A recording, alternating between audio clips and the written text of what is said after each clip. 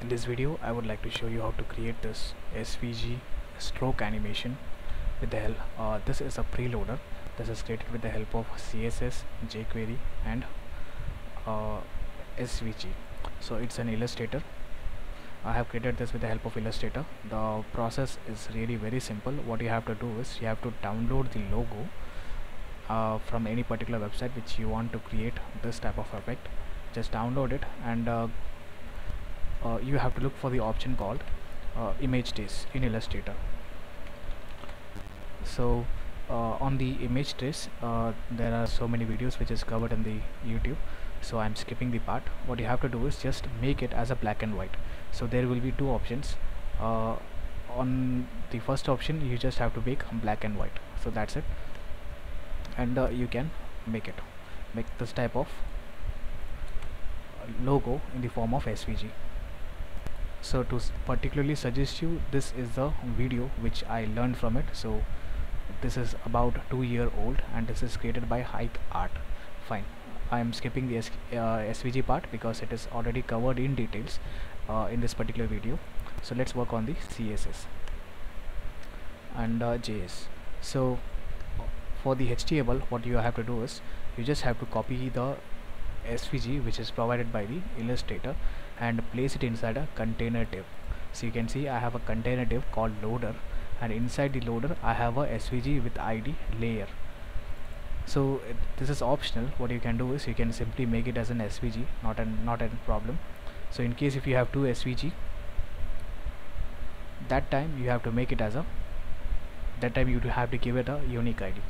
Fine. The next thing, whatever content of your HTML that need to be placed over this div.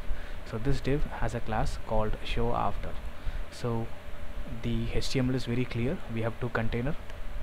The first container has SVG and the second container has the required HTML which need to be showed after the page loads or the SVG loads. The first thing, I have given the overflow hidden, and the second thing, we have a container, and to make it at the center, what I have did is I have used the flex option, display flex, and to use the align item or justify content, you have to make the container full width.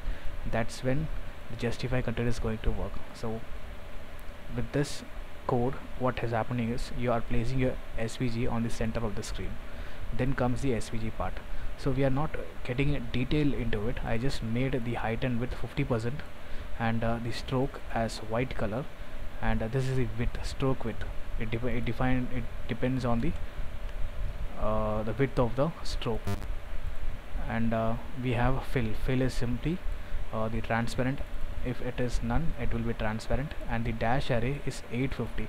If I make the dash array as 100, see what is going to happen. So we are going to play with this dash arrow on the animation. So I have made the dash arrow as 100, and let me hide the animation and show you how does it looks. So dash array, you see this is how it looks, halfly filled. And if I make it 250 or let's say 350, it will be partially filled. And if I make it 800 or 850, this time it will be fully filled. So you have to play with it. You just have to get into the inspect and check where your SVG completes the path. So for this particular SVG, the path completes the whole image. The path is simply the line which you see. The path is simply the line which you see. And if you give the dash array as 850, the path completes the whole icon or logo. Fine.